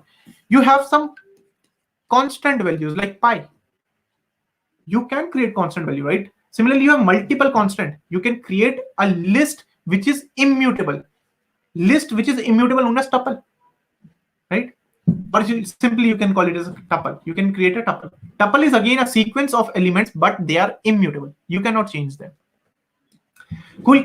So I think that this is enough of Python. I mean, there are two more topics are there. That is sets and dictionary. I think I can skip them for now. They're not required for the project, and also, I mean, like just the basic stuffs are there, right? So we can skip these two things. Set, if I just like in 1 minute, if I just summarize what is set is exactly what you have studied in class 11th. If I give set is created with curly bracket. If I give 1 1 2 5 1 2 3, if I give these elements, what will be set? Set means the unique elements. Set means unique element. So what are the unique elements? If I create set, it will become 1 2 5 and 3. You see, it will remove the duplicacy element, right? Duplicate element will remove the duplicate. So set means it will contain only the unique element. That's it. Now there can be things like set addition or what? Union, set union is there. Set intersection is there.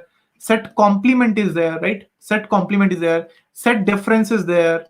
So all the things that we have studied in class 11, all these properties hold true. वो सब execute होता है. They can be executed in the Python code. But right now we actually do not want to do that because this is of no use for our purpose right now. Obviously वो और भी काम आता है बाकी जगह पे, but right now it is not required. That's why maybe we can skip this part. Correct? And also this dictionary is known as hash map. So those who are from the maybe like second, third year, they can understand what is this hash map. Hash map. Like, or those who are from the JavaScript, they can understand something known as JSON or like object. What are objects? But those who are like from first year, they do not need to understand anything about hash map right now. That's why I'm just skipping this part. It is not required because hash map is like in itself is a huge topic. You need to understand hashing. You need to understand hash function. A lot of things are there, right? Although like implementation in Python is very easy. I can just take 5 minutes and I can implement the dictionary. But the essence of hashing, essence of dictionary, essence of hash map, hash table, you will understand in like your fourth semester, third semester when you study about advanced data structure, like data structures, right? Cool. So I guess this much part is clear to all. We have done like sufficient Python. I can say that this is like sufficient to go with machine learning, to go towards machine learning right now. And obviously, right, this is fine, right? If anyone has any doubt, maybe I can take the doubt if anyone has. Just let me know if you guys have any doubt. Otherwise, we will start with the machine learning project, which is like face detection, and it will take around 40 minutes, 30 to 40 minutes to complete that project, while also understanding what is happening in that project as well, right? So if you guys have any doubt, can you? हाँ, sklearn के बारे में we are talking about that, right? Sklearn. Cool. So अभी हम library के बारे में ही बात करने वाले हैं. So we are now going to talk about the libraries, right? So we have done Python. Cool. We have done Python. Basic Python is done. So what happens is machine learning is a huge field. Machine learning means if we look at the very core of machine learning, what is happening? There is a function. There is a very small function. Function something like this function. Where is that function? Just a second. Yeah, this is a very basic function which is assignment into number of hours minus bunk lecture. This is a maths, right? This is a normal linear algebra, right? So if you look at the very core of machine learning, everything happens inside a vector. Everything happens inside a matrix. There's sometimes metrics are multiplying each other. Sometimes vector are getting added with each other. Things happening like this. Sometimes you're taking the dot product. Sometimes you're doing subtraction, additions, scalar multiplication. You do linear algebra at the very core, very basic or very foundation of the machine learning. Now you can use any language. If you want C++, pick C++, implement metrics, implement how two matrices multiply, implement how two additions of two matrices happens. Pick any language. But why do people actually choose this Python? Why do they choose Python? Because Python has lot of libraries. If I ask you, can you write a code to multiply two matrices? I know everyone can do. Everyone know how to multiply two matrices. Everyone know, right? So it will take around 20 to 30 line of code. Now we in machine learning we do not focus on the multiplying two matrices because this is very basic operation. This is very basic operation. We do not focus on this operation like multiply, how to multiply two matrices. What we say is we leave this operation to some other library. So in Python, what I can do is I can write one code, one line of code, and I can multiply two matrices. That's easy, simple, right? Just writing one line of code and multiplying two matrices. That's easy, right? So why do you want to write 30 line of code in C++ or Java? So that's where we have libraries. So what are libraries? Those who are just from the first year, you have seen hash include iostream.h, hash include maybe Conio or stdio, right? You have different libraries or packages, right? Or header files. So these are libraries or packages are someone else code that they have written, and you can use or you can take the advantage of that code so that you don't have to write the whole code from scratch. So that's where we use the libraries. And since Python is like huge open source software, is a huge open source community, lot of people are actually building libraries sometimes for their fun, sometimes for the companies. A lot of people building their libraries, and we use these libraries. So sklearn is one library that someone pointed just said. What is sklearn? Sklearn is another library for machine learning only. So if you remember, I said there is something people write. There's something people write on this machine learning algorithm. I don't know what they write, but they write machine learning algorithms. So the library sklearn, they implement these things. They implement all the machine learning algorithms, right? So that you don't need to implement it. Cool. Got the idea what is sklearn? So I can just name some of the libraries. One library is called NumPy. Now what is NumPy? NumPy stand for numeric, and Py stand for Python. So this is a library that works or that deals with the numerical computation. For example, if you want to multiply two matrices, how would you do? Not writing the 30 line of code. Using this library and using a function called dot. This is known as dot product, right? And you give A matrix and B matrix, and that's it. It will multiply on its own. Let's say you want to plot a bar graph. You have never seen in your life that how to plot a bar graph in code. Never seen, right? But in obviously in data analysis, you need to represent the data in a format of visualization. Otherwise, how would you show that? That let's say that you are working with some companies and you are selling a bag, shoe, and jackets. So let's say bag are sold around 10%. Jackets are sold somewhere around uh, maybe like 30%, and everything is like bag. Like this was bag, this was jacket, and this is the other 70% or like other 60% is shoes. How would you represent this in a pie chart? And how do you plot a pie chart? using a library known as matplotlib. So this mat stands for metrics. This comes from metrics. Plot stands for visualizing. Plot means to display something. And lib stands for library. So this library is helpful, or it is used for plotting graph like pie chart or histogram or bar graph, and some advanced graph as well that is used for data analysis only. For example, whisker plot or box plot or pair plot, or like from Seaborn libraries. 3D plot you can also plot, right? 3D plot. You have seen the 3D graph? It looks something like this. You have X, Y, Z, and now let's suppose I just made a mistake. X, Y, it looks something like Z. And let's say I want to plot a plane. If I just say that line look like this, but let's say that if you want to plot a plane, so plane would look something like maybe kind of this. So you see, it is separating. It is the plane is separating, right? Two half. So you can plot these things in Matplotlib. Oh yeah, so one is NumPy, one is called Matplotlib, one is called OpenCV. Again, this library is very, very popular. This CV stands for the computer vision. Computer vision. And what is this open? Since it is open source. What is open source? जिसका code उन्होंने private नहीं रखा. They have opened all the source code, right? That is open source. And this library is used for computer vision. So if you want to detect faces, this library will help you. You will not write code from the scratch, because if you write the code from scratch, it will take somewhere around 500 line of code. You cannot write 500 line of code. We are not that pro right now. Cool. So there are other libraries like sklearn. Someone just said there's other library called TensorFlow. This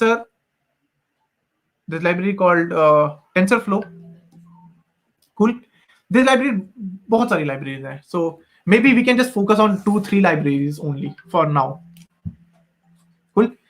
So if these are the new libraries, so maybe I can just put a text cell over here, and I can say in a heading, I will say that face detection. Now I want to do the project of face detection. Cool. I want to do face detection, right? So since these are the new libraries, what I need to do is I need to import these libraries. Like you do hash include iostream. Similarly, you can do import numpy, and just wait. It will give you the automatic suggestion. I want to do as np. Then again do import matplotlib dot pyplot as plt. Yes, I want to do this. Let's also do import cv2. What is this cv2? This cv2 is OpenCV. OpenCV. Fine. This OpenCV. Right? Now, if you want to detect faces, you need to give some image. Now, you need to give some image. Otherwise, how would you detect face? So maybe I can take a group photo from a Google. So I'll simply say group photo. I need to a group. It should be group photo, and I can take any group photo. But the people should be front facing. They should face the front, right? Something like this, or something like this, because they are facing the front camera, right? They are facing towards the camera, because the model that we are going to build can only detect the front faces, not the left or not the right faces. They cannot do this thing, right? So front faces is fine. So maybe I can take this photo, right? So what you need to do is download this photo first. So let's download this photo. Let's save this into the desktop. In my desktop, I can save this photo with group_photo. Right? So this is the photo that I got, right? Just a second. I'll just put it right. Where's my photo? This is my photo, right? You see? This is my photo. If I click, double click, if I can open, right? This is my photo. But this photo is in my local system.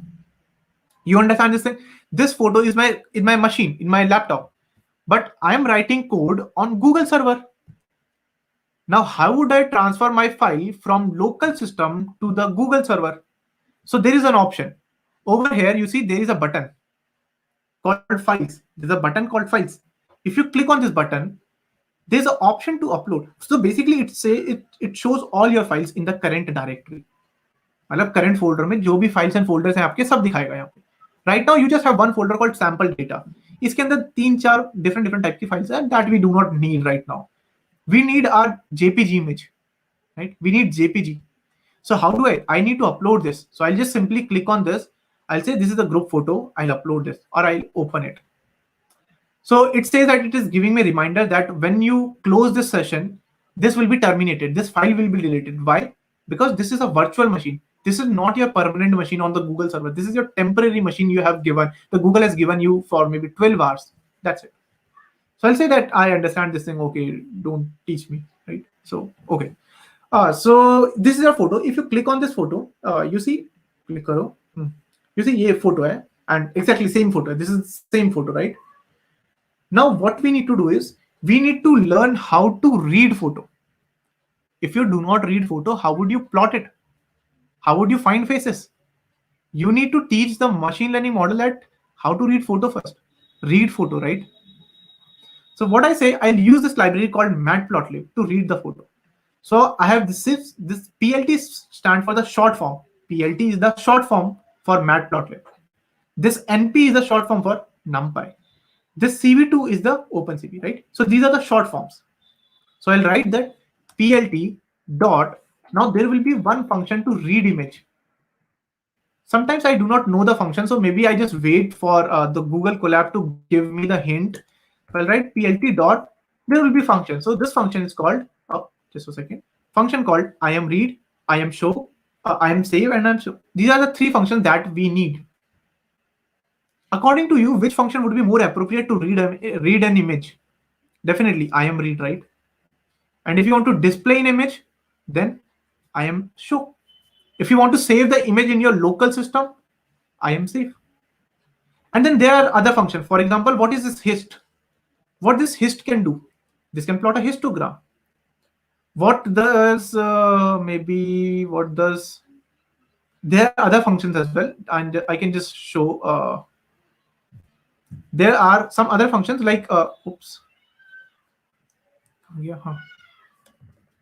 There are some other functions as well. Like what does this?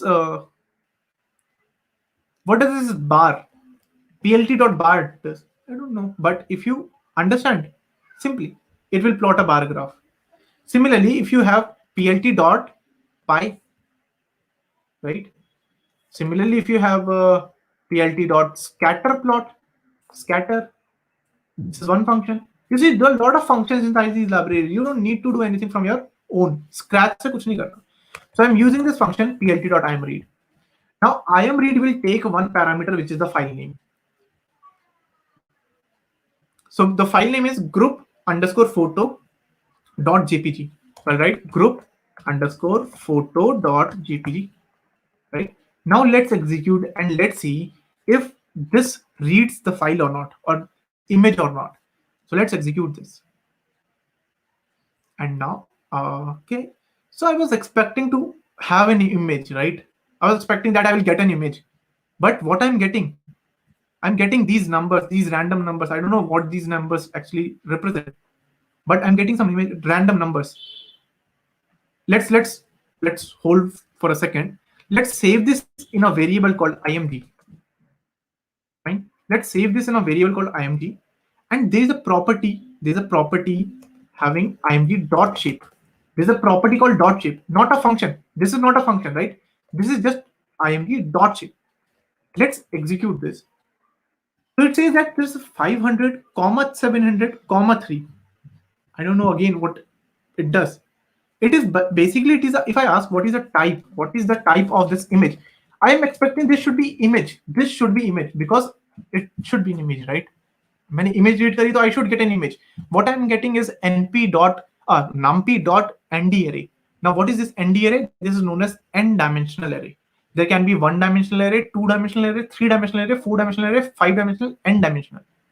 So this image is actually known as your, देखो आपने matrix देखा है, matrix से देखता है 5x5, but कभी आप 500x500 भी देख सकता है.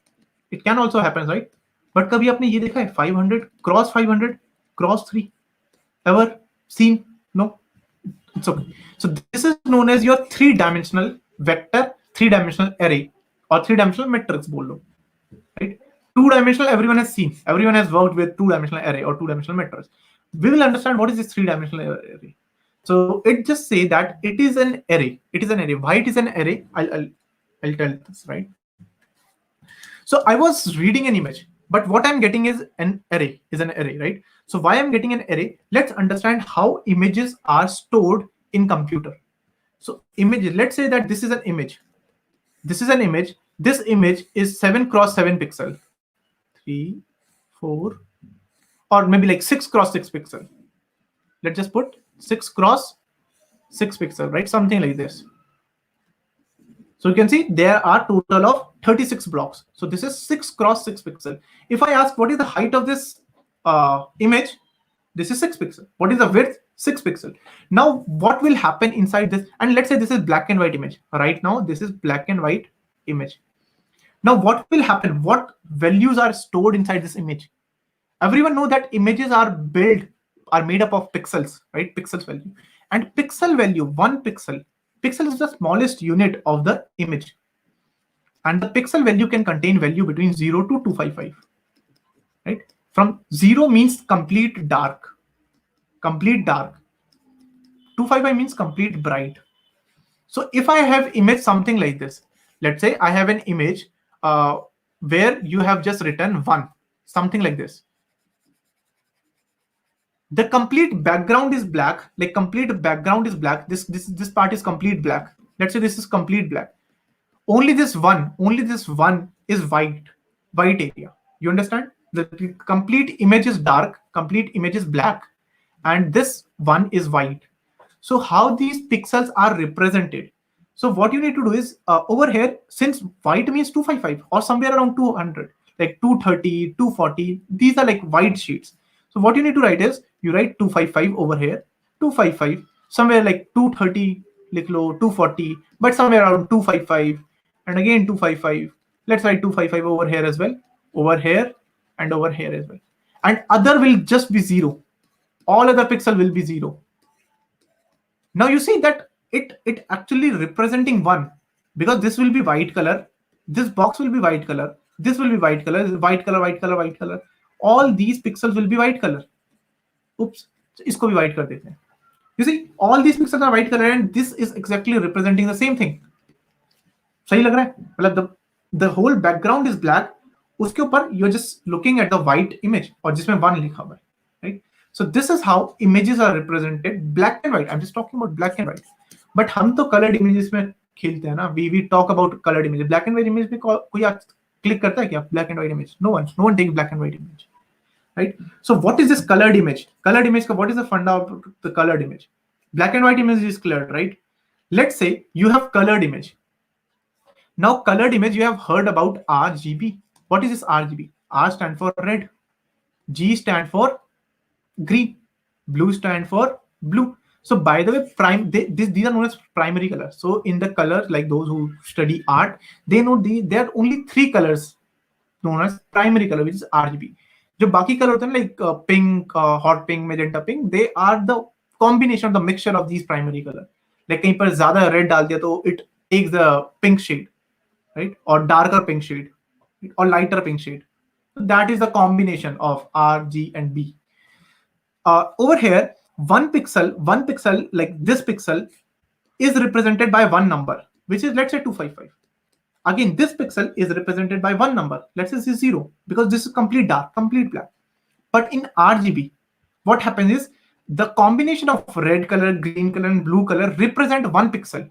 So what will happen? Let's say that you have again 6 cross 6. You have 6 cross 6, but this channel, this channel will be responsible for only for the red color. And behind this channel, there will be another channel that will be responsible only for the green color. And there will be another channel behind on top of this, on the behind of this, or like they're stacked together. This will be responsible for blue color. Now, if this color, this image, this one image, let's say if this is a colored image, the first pixel, जो पहले black था, 0, so 0, 0, right? Now it would be 0, 0, 0. So one pixel, earlier it was representing just one number. पहले एक number represent कर रहा था one pixel को. Now 3 numbers are representing one pixel. So again, the height and width of each each matrix is similar. So this is 6 cross 6. This is again 6 cross 6. This is again 6 cross 6. But how many 6 cross 6 matrices do you have? You have 3 6 cross 6. So the total shape will become 6 cross 6 cross 3. So somewhere, if somewhere you see 500, comma 700, comma 3, what does it mean? You have three matrices having 500, 700, 500, 700, 500, 700, right? So these channels are representing the green. This channel, the first channel, will be responsible for the red color. This will be for green color. This will be for the blue color. And again, you will have some values. For example, if you want the complete red color, the red portion will be 255, the green portion will be 0, blue portion will be 0. This will how a red color look like. If you want, let's say, if you want black color, all three will be 0. If you want white color, all three will be 255, 255, 255. This is how you represent images. So I hope you got the idea what this 500, 700, 3 actually representing. Cool. So this idea is clear. Now if you just simply do plt.imshow, if you do plt.imshow and you write image, you give the image variable and you display, you do execute, you see you get the same image, right? Although this image is not looking like a 3D like R, G and B, but this image is combination of three different matrices. One matrix is for red color, second matrix is for green color, and the third matrix is for blue color. Maybe I can just show you a simple photo so that you can understand it in a more visual way. So you can see this image, right? Cool. Just look at this image. Just look at this image. So this is my, let's suppose that this is my original image. Now, if I take only the red component, if I put all 0 in green, all 0 in blue, if I take only red component, this is how my first channel look like. This is how my first matrix will look like. And this is my second matrix. And this is my third matrix. The blue one is third matrix. If you combine all the three matrices, this is how your original image look like. Cool. So I hope you got the idea. So something like this. Where is, yeah, something like this. You see, if this is your original image, red, green and blue combined together to form the image, right? So something like this as well. So hopefully you got the idea how images are represented. Why we are getting this 255, why we are getting this number. When you print image, oh oops, it should be image img. It should be image img. When you print this image, what these numbers are representing, I hope you got the idea. And this dot dot dot actually means that it is not printing the whole complete number. It is just printing some small part and just putting dot dot dot. It means that there are more numbers, but I'm not showing them. If you want to display image, up EOLA function use karo, plt.imshow. It is what this is, right? Cool. So let's quickly move to the original algorithm. So by the way, we are not learning the algorithm right now. So what we are focusing is, see, देखो यहाँ पर जो algorithms use होती हैं, they are very complicated. Complicated is in you cannot learn a whole algorithm maybe like in 2 hours or 3 hours. So sometimes it take maybe like a whole day. Fine. So what we are going to do is this OpenCV developer, those who have created OpenCV software or OpenCV library, what they have done, they have collected 100,000 images of faces, 100,000 faces. So they had the training data. Cool. They had 100,000 faces. Then they wrote an algorithm that is known as ADA Boost Classifier. ADA Boost Classifier. Fine. Now this huge thing to learn about this algorithm, what this algorithm does, how they have written, what they have implemented. A lot of things are there, right, to learn about this algorithm. But we are not concerned right now about this algorithm. They have written this algorithm, and this algorithm was trained to detect faces. This was trained to detect faces. To detect faces. Now, if this model, if this algorithm was trained to detect faces, what is the hypothesis function it will give? जो hypothesis function आपको मिलेगा, that will also be able to detect faces. So if I give any new image, if I give any new image, it will detect face. What it will do? It will detect face. Now some देखो, I cannot write this whole algorithm. Why? It will take huge time. I cannot get 100,000 faces. कहाँ से मिलेंगे? इतना data we do not have. We as an individual, we do not have. Companies have huge data, but we as an individual, we do not have. Facebook has huge number of faces. We do not have. Google has huge number of faces. We do not have. They can train the algorithm. Sometimes we are lag behind that, right? In that sense, because we do not have data. Those who have data, they are powerful. So what these guys have done is they have taken 100,000 faces, they have trained algorithm, they have created a function. Now if somehow I get this function, मेरी तो मौज है फिर. Why? I can just simply input the image and I can get the detection, right? So what they have done is they have given you this file. What they've said is, I have created a function, I have converted that function into XML file. I have converted that function into XML file, and I give you the XML file, ye le lo, and use this file. Simple, right? So from where I will get this file? What you need to do is you need to write something called har cascade file GitHub. What you need to write? har cascade file GitHub. ये लिखना आपको, ठीक है, Google में. And this is the first link that you will get. First link click करो, har cascade. I can even write it over here. I'll just put a comment. har cascade files GitHub. Right? You need to write this thing. So if you click on this link, these are the files that you have. They are not just one model. They have created different functions. For example, they have created a har cascade frontal face default.xml. What this function do? This file will detect the front faces only.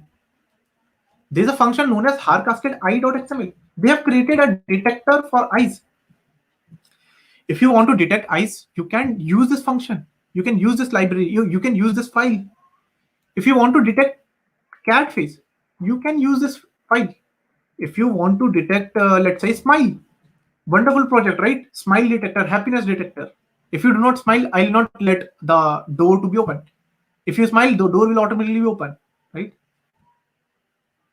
So har cascade smile.xml. You have multiple files that you can use to detect something.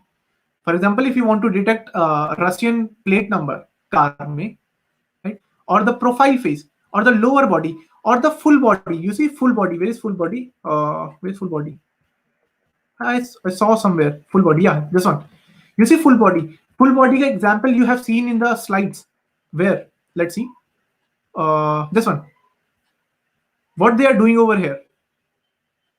What they are doing? They are detecting the full body, right? They are doing the detection of the full body. That's it. And that would, you can, same thing you can do using these files. So what we need to do is we need to only detect faces right now. So I will use this file called har cascade frontal face default XML. I will use this file. Cool. So I need to click over here. Just click over here. Click. Okay, I already have clicked, right? Frontal face default.xml. I need to click on this file. Waiting to open. देखो ये open हो गया, right?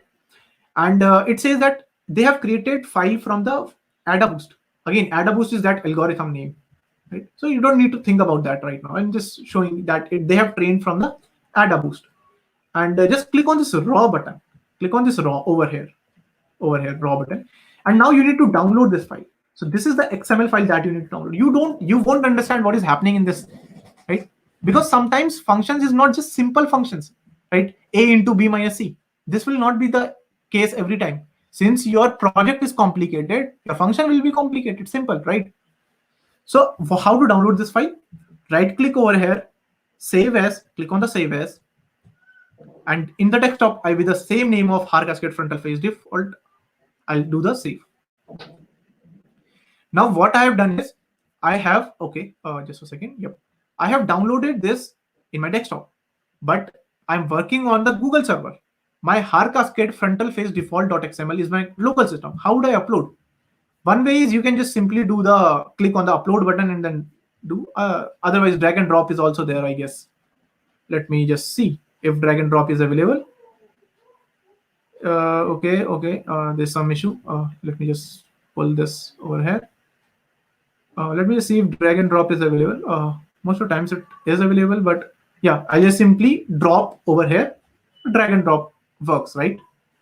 I'll just simply expand this. 1 second. So yeah, drag and drop works. So it is uploading. Just a second. It will take a moment, maybe a couple of seconds. So what? Yeah, it has uploaded. What you need to do is you need to load this model.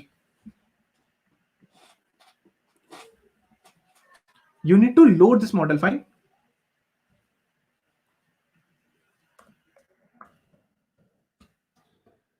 Fine. You need to load this model. So how do you load? So there is a function called cv2.cascade classifier. cv2.cascade. Let this auto complete it automatically, right?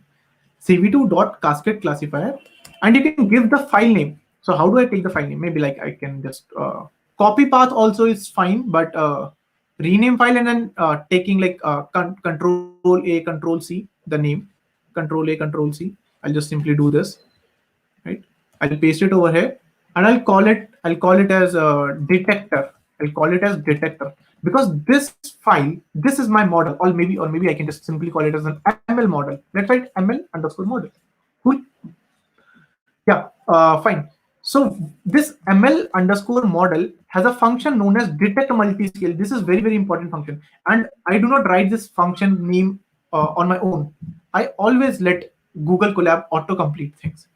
If you simply write ML dot, it will give you a suggestion, maybe like a couple of seconds. I'll say that detect, and then it says that detect multiscale. I want to use this function. And what this function actually does is it detects the faces, or it detects whatever the file you have. If you have smile.xml, it will detect smile. If you have cat face, it will detect cat face.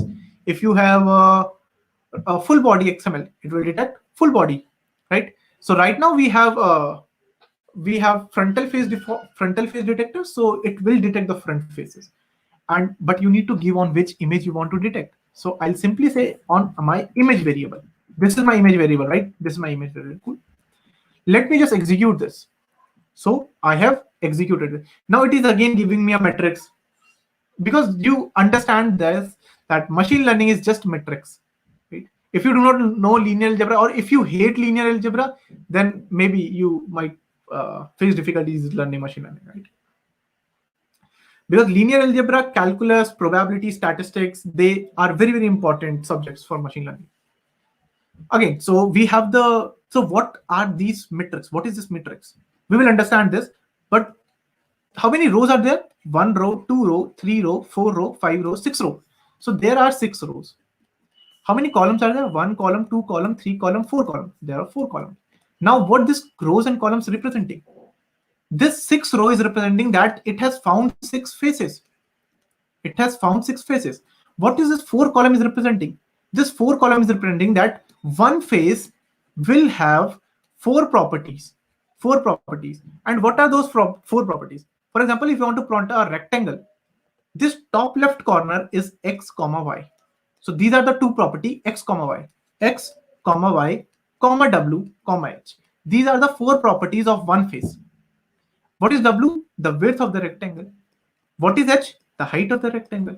And if you have the rectangle, you can simply, if you have these 4 coordinates, x, y, w, and h, you can plot the rectangle easily. How? Because you have this coordinate. You also have this coordinate. How? You just need to do x plus w and y, because y is similar, right? X is incrementing. Over here, you can do x is just x and y plus h, and over here you can do x plus w comma y plus h. Those who haven't studied the computer graphics, they must be thinking क्या लिख रहे हो, 0 0 यहाँ पे होता है तो ये तो increase होना चाहिए. But in computer graphics 0 0 comes over here. The computer graphic में the top left corner is your origin, not this one. वो मैथ्स में होता था, right? मैथ्स में होता था यहाँ पे ना origin. But computer graphics, this is a whole subject. You'll read it, you'll study it in maybe like third, fourth semester, fourth year, third year maybe. But those are from the computer science. So यहाँ पे हमारा top left corner is my origin. So if this is x comma y, this would be x plus w, y plus h. These are the two coordinates that we need for plotting a rectangle, and that's it, right? So it means that I'm getting 6 faces. Each face has 4 property, which is x comma y, comma w comma h, right? So maybe I can just receive in a variable called faces, or maybe like all underscore faces. All underscore faces. So if I iterate for element in all faces, if I iterate over it, you remember how to iterate? Like for how to write for loop, we used to write for element in range of 10. Instead of range of 10, we say that all the element in the face, all faces, I need to iterate over it. If I just simply print ELE, it will print row. It will print row, each row one by one. This row first, then this row, and each row is one face. Like this is the first phase. This is the first phase. First phase. It has 4 property: x comma y comma w comma h. It has this second phase. Second phase. It has 4 property: x comma y comma w comma h. What I need to do is just plot rectangles, and that's it. So how do I plot the rectangle? Let's just say I want to take this coordinate. I want to take the first phase. I want to take the first phase. How do I take first phase? I can say all faces of 0. I will get the first phase, all the 4 coordinate of the first phase. Now, if you want to take this as a x, this as y, this as w, this as h, you can simply write a shorthand property: x comma w, x comma y comma w comma h is equal to this. So how this is actually assigning 4 variable to this? If it sees that there are multiple variable on the left hand side, and it also sees that there will be multiple values on the right hand side. Right hand side will have like something like 172 comma 130 comma 78 comma 78. So this 72 will go to the x, this 130 will go to the y, this 78 will go to the w, this 78 will go to h. Simple. You want to do something, print x, print y, print x, print y, print the w, print h. So h, w, y, and x. You see, you will get these 4 properties: 172, 130, 178, and 78. Now, last step is, this is the last step. What you need to do? You need to plot this. Plot a rectangle, right?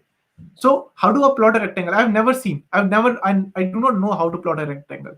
In computer graphic, maybe you will understand how to plot rectangle, how to plot circle, but we are not going into that detail or that deep. I can simply say cv2 dot, let's wait, rectangle.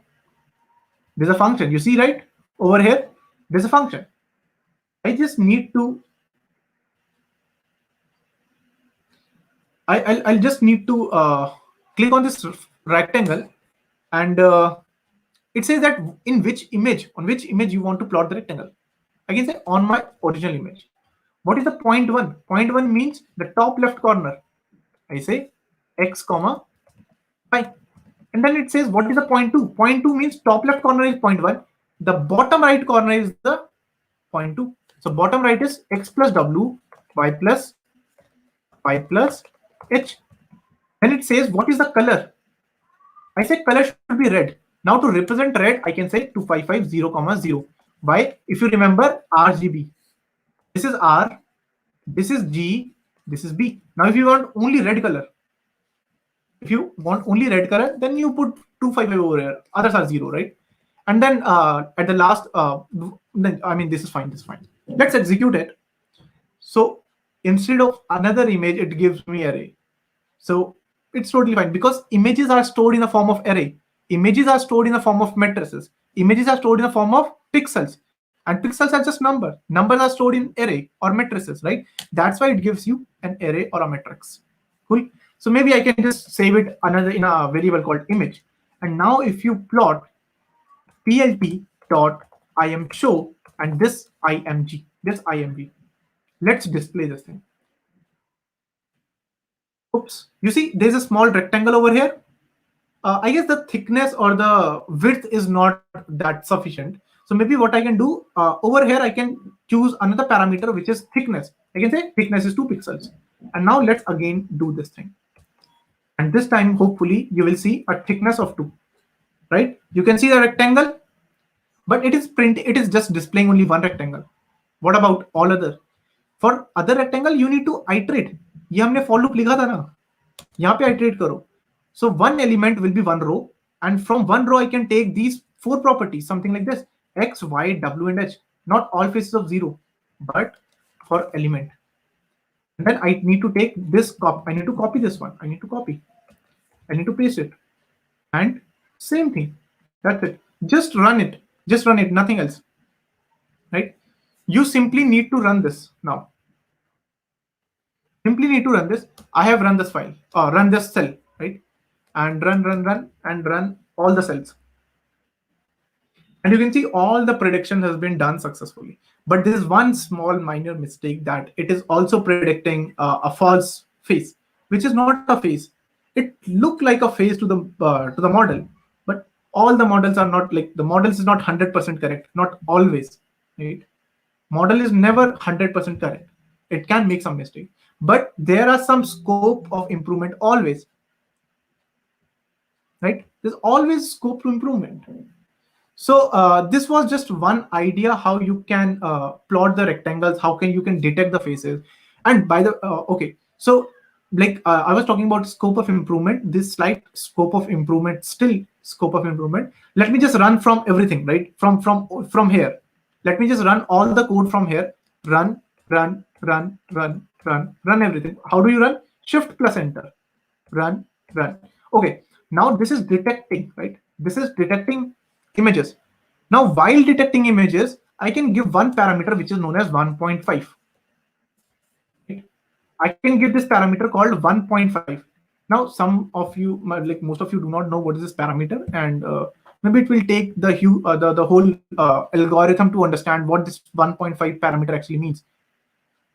Like building project is easy, but if you want to improve that project, then you need to understand how this model is working, right? You understand why we need to understand that how this has been doing under the hood.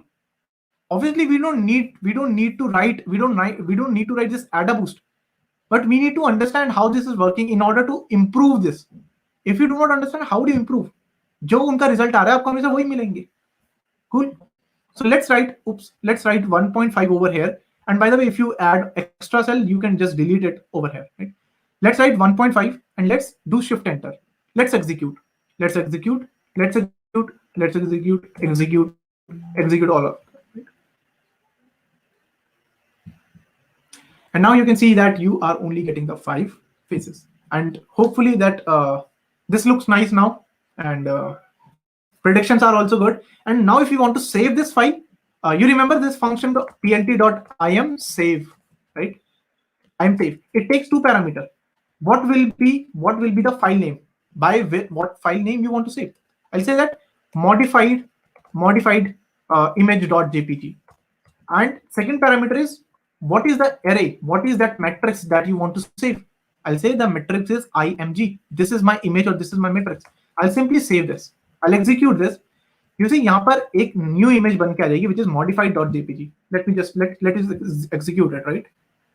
It might take maybe like few couple of seconds, or maybe you can refresh it as well. Over here, you have the option to refresh. Let's refresh. You see, modified.jpg. If you want to download it, let's simply download it. Okay, now I have downloaded. Let's open this. Now you can see in my computer, in my local system, I got this photo. And isn't it good, right? You have actually done a mini OpenCV project, which is a computer vision area, subfield of computer vision that can detect faces. Now there, you can also detect on a live screen, like a live camera. From my web camera, I can take the access and I can detect on a live camera, right? You can also detect the smiles. I mean, I had the project, I mean, where it was, I cannot remember that. But yeah, I had the project where we were detecting the smiles. And that was, again, great. So maybe okay. So I hope you got the idea how to do all these things. I'll give you, and code is also correct. Code is also like, fine. You understand this thing. So maybe I can just simply share this file with you. I can share this file with you so that you can go home, practice this, create new detectors, create smile detector, create things like maybe a full body detector or eyes detector, right? Nose detector. You can do all these things on your own. You just need to change the file name. That's it. You need to download the correct file, and everything will be same. Nothing will change. Cool. Okay, so yeah, that's it. So this is it from my side. I'll just put this in the chat. How do I put? How do I? If you have any doubt, maybe you can just simply you can ask doubt if you have time, or maybe otherwise you can send me your doubt via mail, or like you can post on LinkedIn message, whatever you feel comfortable. Like you can send me an email as well. Fine. Uh, Yes, sir. if I Thank you so uh, much. cool. Thank you. So Yeah, this thank is you it so from much my for side. such Cool. an insightful session. It was a pleasure having you here amongst us today. Looking forward to having you again soon. Thank you very much. And Glad I'm, guys, glad I'm glad do that a register. lot of people are there. Still, Yes, like the guys, retention is still there, right? So still like 24, 25 people been starting, and since uh like it's difficult to sit for continuously 2 hours. So in a lot of coaches I've seen that 50% to 60% people go, but that's great that still people are here learning and looking at things, how it's working. So that's great spirit. So if you have like any doubt how to start with machine learning, like if any, like if you are not if you do not know Python programming, if you just want to learn anything from scratch, or maybe like if you want thing resources, if you want to build project for your college or some extra, you can like directly reach out to me on maybe like LinkedIn, or send me a email. I'll be happy to answer or revert you back. That's it. Okay, cool. thank you, sir. Thank you once again. Guys, do register for Hackathon and don't forget to fill the form for the certificate and feedback. Both the links are mentioned in the description below.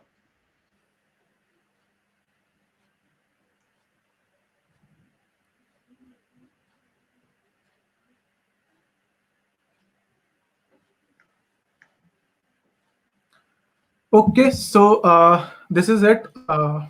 I think then we can